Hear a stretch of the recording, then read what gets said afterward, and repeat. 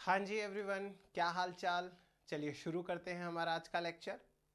हम बायोकेमिस्ट्री के अंदर बॉन्ड्स पढ़ रहे थे। बॉन्ड्स के अंदर हमने कोवेलेंट बॉन्ड, कोऑर्डिनेट बॉन्ड देखे। उसके बाद में वीक इंटरेक्शन स्टार्ट कर रखी है। वीक इंटरेक्शन के अंदर हमने सबसे पहले जो वीक इंटरेक्शन पढ़ी थी वो पढ़ी थी इलेक्ट्रोस्टैटिक इंटरेक्शन, आयनिक इंटरेक्शन। उसके बाद में हमने हाइड्रोजन बॉन्ड पढ़ लिया था।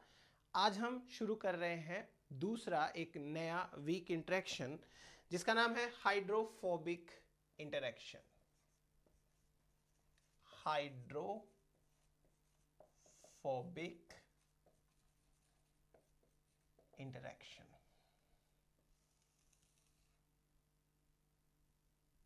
हाइड्रोफोबिक इंटरेक्शन क्या होती है, इसकी क्या इंपॉर्टेंस है, ये सारी चीजें हमें पढ़नी है। बहुत सिंपल है, ये तो बहुत ज्यादा सिंपल है।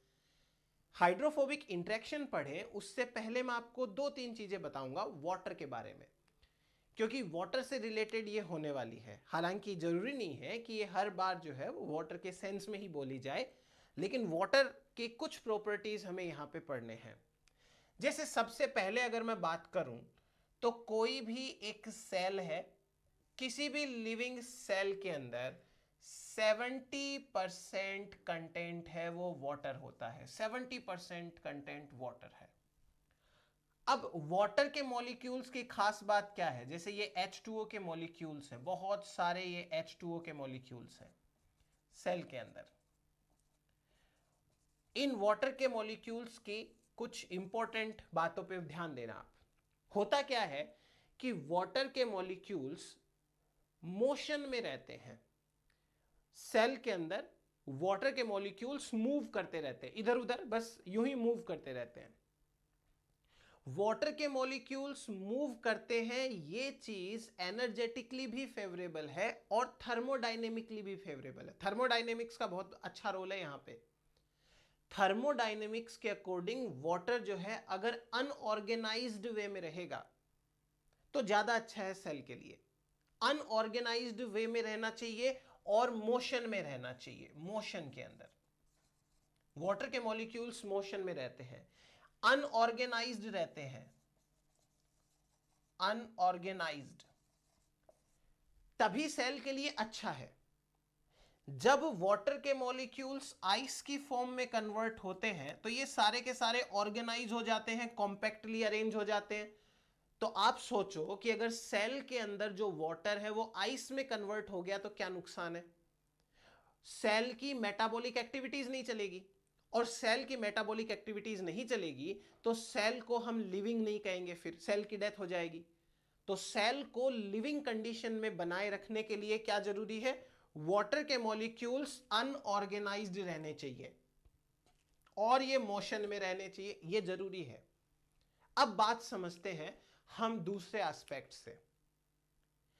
अगर कोई भी ऐसा कंपाउंड है, कोई भी ऐसा मॉलिक्यूल है जो वाटर के साथ में डिसोल्व नहीं हो सकता, जो वाटर के साथ में हाइड्रोजन बॉन्ड नहीं बना सकता, वो मॉलिक्यूल अगर वाटर के अंदर ऐड हो जाए तो वो वाटर के मॉलिक्यूल्स को डिस्टर्ब करेगा, उनके मोशन को डिस्टर्ब करेगा और उनके अनऑर्गेनाइज्ड होने को डिस्टर्ब करेगा।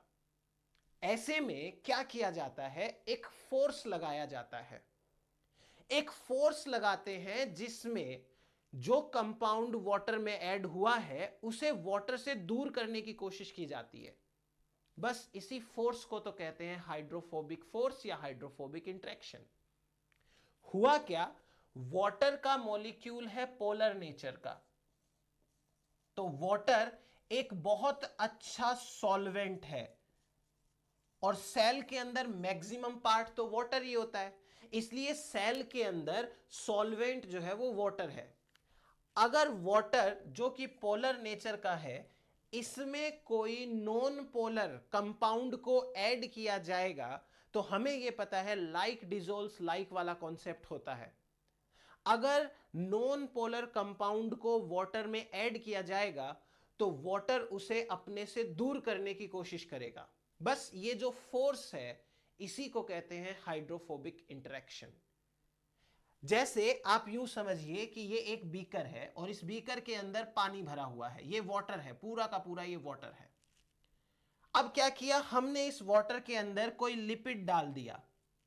जैसे ही लिपिड डाला, वाटर के मॉलिक्यूल्स इससे दूर भागने की कोशिश करेंगे, इसके साथ हाइड्रोजन बॉन्ड बना नहीं सकते, ये डिसोल्व है नहीं, तो आपको एक अलग सा एरिया दिखेगा जिसमें समझ में आ जाएगा कि वाटर एज सॉल्वेंट इसे अपने साथ नहीं रखना चाहता, इसको दूर करना चाहता है। तो उसके लिए एक इंटरेक्शन है जिसका नाम है हाइड्रोफोबिक इंटरेक्शन। बड़ी सिंपल सी है, ये कोई बॉन्ड नहीं है। जिस तरीके से हाइड्रोजन बॉन्ड बन रहा था, जिस तरीके से आयनिक इंटरेक्शन बन रही थी, ये वाटर से ऐसे कंपाउंड्स को दूर करने का फोर्स है जो वाटर में डिसॉल्व नहीं हो सकते। बायोलॉजिकली ये बहुत इंपॉर्टेंट है, बायोलॉजिकली इसकी इंपॉर्टेंस बहुत ज्यादा है, लेकिन ये फोर्स कोई अट्रैक्शन फोर्स नहीं है। ये फोर्स एक ऐसा फोर्स है जो दो कंपाउंड्स के बीच में बॉन्ड ही नहीं बनने देता। इसे कहते हैं हाइड्रोफोबिक इंटरेक्शन। हाइड्रोफोबिक इंटरेक्शन के अंदर सिंपल से आपको यह ध्यान रखना है कि जो चीज पानी के अंदर डिसॉल्व नहीं हो सकती, जो चीज वाटर के साथ में कोई बॉन्ड नहीं बना सकती, उसे वाटर से दूर करने वाला जो फोर्स है उसका नाम हाइड्रोफोबिक इंटरेक्शन या हाइड्रोफोबिक फोर्स होता है। बायोलॉजिकली इसकी इंपॉर्टेंस बहुत ज्यादा है। जैसे अगर मैं ये कहूं कि एक प्रोटीन है, ये एक प्रोटीन है और अभी ये प्रोटीन अपनी प्राइमरी स्ट्रक्चर में है, लीनियर स्ट्रक्चर में है, लेकिन अगर ये प्रोटीन अपनी लीनियर स्ट्रक्चर में रहेगा तो ये नॉन फंक्शनल होगा। नॉन फंक्शनल है बिल्कुल से, ये काम ही नहीं कर सकता। हम जब इस प्रोटीन को पानी में डालते हैं, वाटर के अंदर ऐड करते हैं, तो इस प्रोटीन के अंदर कई सारे अमीनो एसिड्स ऐसे हैं जो हाइड्रोफोबिक नेचर के हैं, कई अमीनो एसिड्स ऐसे हैं जो हाइड्रोफोबिक नेचर के हैं और वाटर के साथ में इंटरेक्शन नहीं करना चाहते।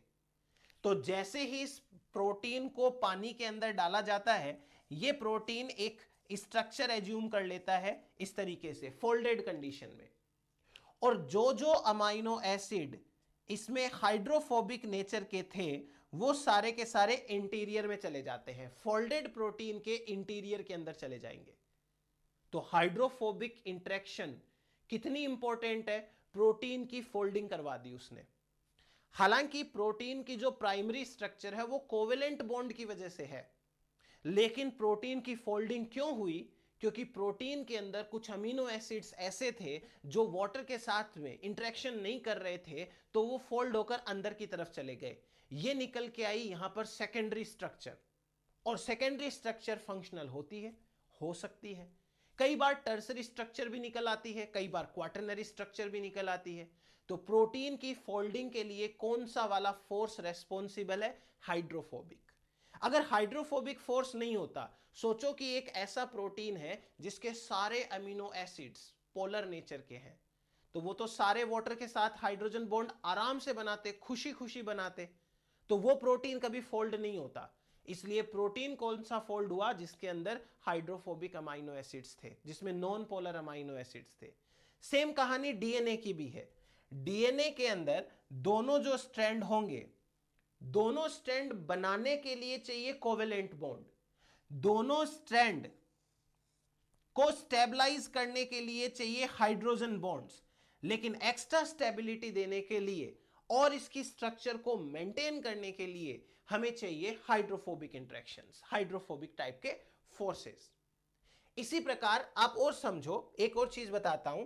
जैसे ये फॉस्फोलिपिड्स है, हमको पता है कि ये फॉस्फोलिपिड्स के अंदर जो पोलर हेड है वो तो वाटर के साथ आराम से रह सकता है, लेकिन फॉस्फोलिपिड्स की जो टेल्स होती हैं ये वाटर के साथ में नहीं रह सकती। इसलिए जब कभी भी ऐसे फॉस्फोलिपिड्स होंगे तो वो अपने आप अरेंज हो जाते हैं लिपिड की बाइलेयर स्ट्रक्चर के अंदर, ये ऐसे अरेंज हो चुके। हमेशा टेल जो होगी वो पानी से दूर रहेगी, क्योंकि ये पानी के साथ में इंट्रैक्शन नहीं कर सकती है, वाटर के साथ में ये जो है बॉन्ड नहीं बना सकती है, तो ये तो पानी से दूर जाने की कोशिश करेगी। तो टेल टेल एक दूसरे के सामने आ जाएंगे, क्योंकि टेल्स जो होंगी वो हाइड्रोफोबिक नेचर की होगी, और जो पोलर हेड होगा ये वाटर वाली साइड में रहेगा। सिंपल, इसे कहते हैं हाइड्रोफोबिक इंटरेक्शन। तो अब आप क्या करेंगे, हाइड्रोफोबिक इंटरेक्शन के बारे में जो मैं आपको मेन पॉइंट्स बता रहा हूं वो सारे के सारे आप लिख लीजिए। बाकी ये चीजें मैं वापस से अभी बना दूंगा, आप पॉइंट टू पॉइंट चीजें लिखना शुरू कर दीजिए। चलिए सबसे पहले लिखिए, it is a kind of force, it is a kind of force, kind of force which is responsible for the aggregation of hydrophobic molecules together in the presence of water। Hydrophobic molecules को एक साथ arrange करना, aggregation बनाना उनका, ऐसे वाला जो force है वो हाइड्रोफोबिक फोर्स है। आगे लिखिए, since a non polar molecule does not form hydrogen bond with water, so it disturbs the structure of water। वो वाटर की स्ट्रक्चर को डिस्टर्ब करता है। आगे लिखिए, water molecules normally remain in the constant motion, but non-polar compounds and molecules restrict the motion of water and it results in the structural organization of water।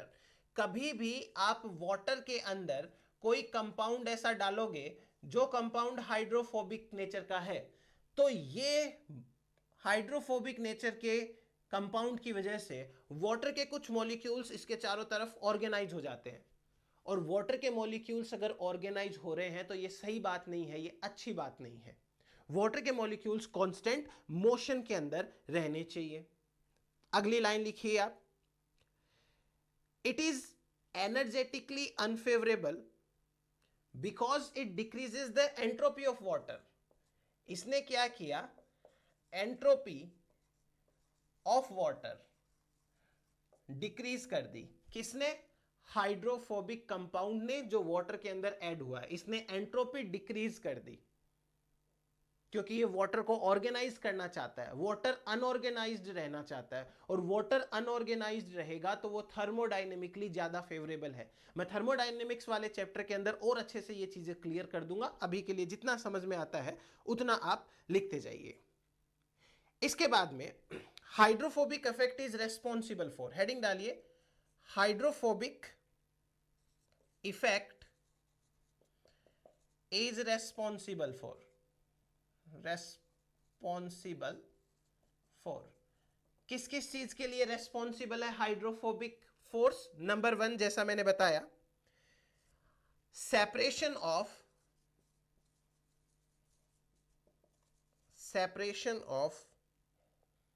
A mixture of oil and water. अगर water and oil का mixture है तो उसके separation के लिए hydrophobic forces है वो responsible है। दूसरा, सेल की मेम्ब्रेन बनाने में, cell membrane and vesicle formation के लिए, वेसिकल फॉर्मेशन के लिए भी कौन सा वाला फोर्स रेस्पॉन्सिबल है, यही हाइड्रोफोबिक फोर्स रेस्पॉन्सिबल होगा। तीसरा लिखिए, प्रोटीन की फोल्डिंग के अंदर, प्रोटीन फोल्डिंग के अंदर भी ये रेस्पॉन्सिबल होता है। और फोल्डेड प्रोटीन के अंदर जो हाइड्रोफोबिक अमाइनो एसिड्स होंगे वो एंटेरियर में रहेंगे, जबकि जो पोलर अमाइनो एसिड्स होंगे या हाइड्रोफिलिक अमाइनो एसिड्स होंगे वो टुवार्ड्स पेरिफेरी रहेंगे। ऐसे फोल्डेड प्रोटीन है तो इधर वाले अमाइनो एसिड्स पोलर हैं, अंदर वाले जो है वो नॉन पोलर होते हैं। तो आप एक स्क्रीनशॉट लेना चाहे तो इसके लिए ले सकते हैं। ये हुआ हमारे पास में हाइड्रोफोबिक इंटरेक्शन किस किस के लिए रेस्पॉन्सिबल है। अभी और बातें करते हैं। हाइड्रोफोबिक इंटरेक्शन की स्ट्रेंथ किन किन चीजों पे डिपेंड रहती है और हाइड्रोफोबिक इंटरेक्शन के और क्या क्या प्रॉपर्टी है। तो सबसे पहले स्ट्रेंथ की बात करें, strength of hydrophobic interaction, strength of hydrophobic interaction. Hydrophobic interaction की स्ट्रेंथ के बारे में देखिए। सबसे पहले टेम्परेचर की बात करें हम। टेम्परेचर,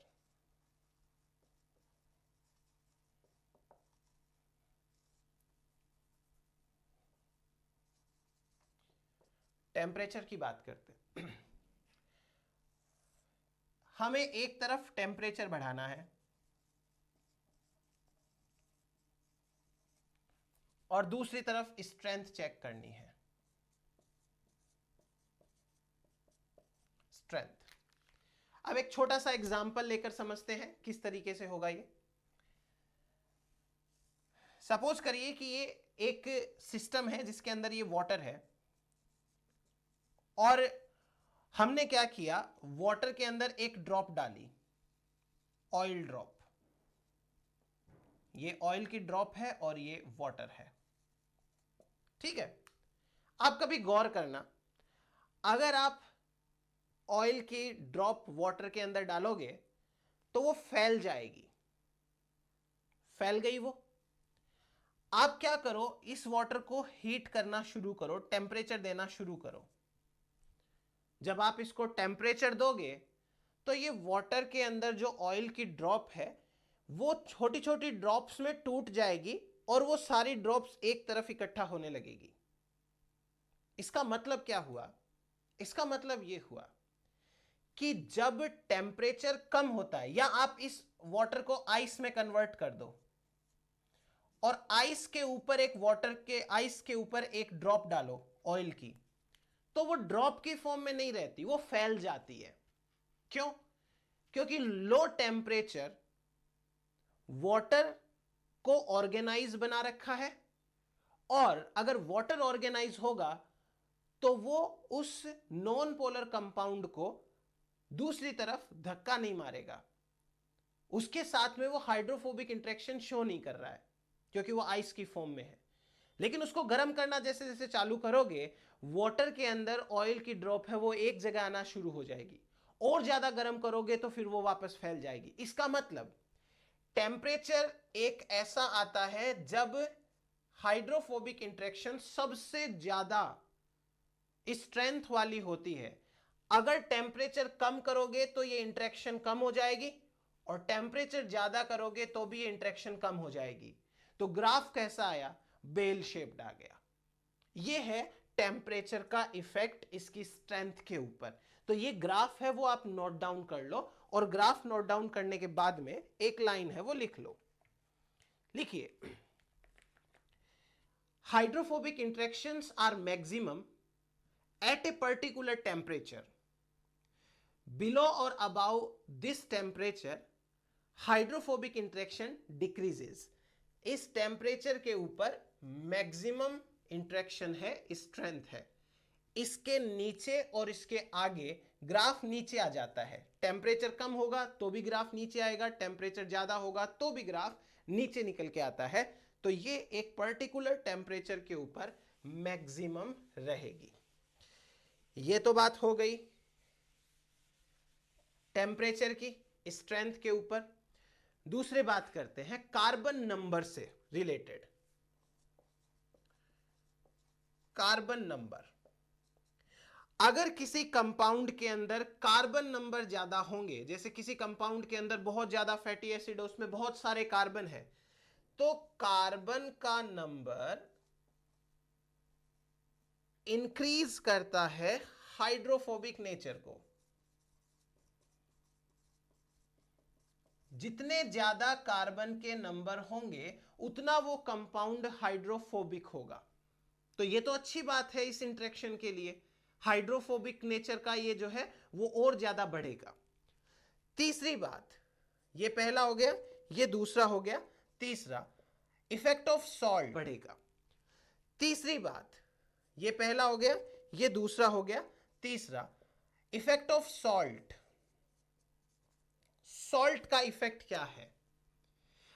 अगर हम सिंपल सी बात करें कि आपने पानी के अंदर प्रोटीन डाला, तो प्रोटीन के अंदर कुछ हाइड्रोफोबिक अमाइनो एसिड्स होंगे, और वो जो प्रोटीन के हाइड्रोफोबिक अमाइनो एसिड्स हैं, उन्होंने क्या किया, उन्होंने फोल्डिंग करवा दी प्रोटीन की। अब आपने सॉल्ट डाल दिया, सॉल्ट डालते ही क्या होगा, वो प्रोटीन का प्रेसिपिटेशन हो जाएगा, और प्रेसिपिटेशन हो जाएगा तो वो प्रोटीन एक जगह बैठ जाएगा। इसका मतलब सॉल्ट क्या कर रहा है, हाइड्रोफोबिक इंटरेक्शन को कमजोर कर रहा है, क्योंकि उसने क्या किया, वो जो हाइड्रोफोबिक अमाइनो एसिड्स है उनके ऊपर खुद जा जाके के बैठ गया।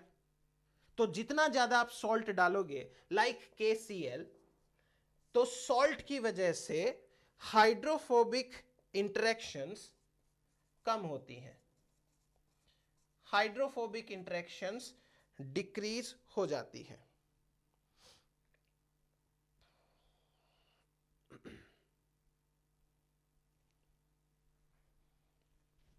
ओके,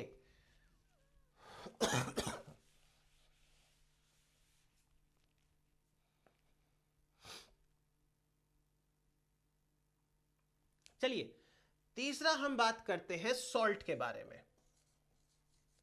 सॉल्ट के बारे में, जैसे KCl है, क्या करना है, अगर सॉल्ट डालोगे आप, तो सॉल्ट हाइड्रोफोबिक इंटरेक्शन को बढ़ा देता है। सॉल्ट जो होगा वो हाइड्रोफोबिक इंटरेक्शंस को बढ़ा देगा। कैसे बढ़ा देगा, कि आपके पास में कोई प्रोटीन है जिसको आपने पानी में डाला हुआ है, पानी के अंदर डाल दिया प्रोटीन को, और आपने KCl डाल दिया, तो इससे क्या होगा, KCl डिसोशिएट होगा, डिसोशिएट होगा potassium plus and chloride negative के अंदर। ये दोनों क्या करेंगे, प्रोटीन का प्रेसिपिटेशन कर देंगे। प्रेसिपिटेशन कर देंगे तो वो प्रोटीन कभी भी वाटर के साथ में इंटरेक्शन ही नहीं कर पाएगा, वो तो प्रेसिपिटेट हो गया, तो हाइड्रोफोबिक इंटरेक्शन बढ़ गई यहां पे। ये सॉल्ट का इफेक्ट होता है। यहां से हमें एक चीज समझनी है कि जो हाइड्रोफोबिक इंटरेक्शंस होती है, ये हाइड्रोफोबिक इंटरेक्शन एंट्रोपी डिपेंडेंट है, दे आर एंट्रोपी डिपेंडेंट। लिखिए ये बात, hydrophobic forces are entropy dependent forces, hydrophobic forces are entropy dependent forces. तो ये है हमारे पास में हाइड्रोफोबिक इंटरेक्शंस को लेकर। So thank you so much, आप इसी तरीके से बने रहिए कंटिन्यू, साथ साथ जो है वो नोट्स अच्छे से बनाते रहिएगा। हम मिलते हैं नेक्स्ट लेक्चर के अंदर नेक्स्ट इंटरेक्शन के साथ में। सो तब तक के लिए शुक्रिया, थैंक यू।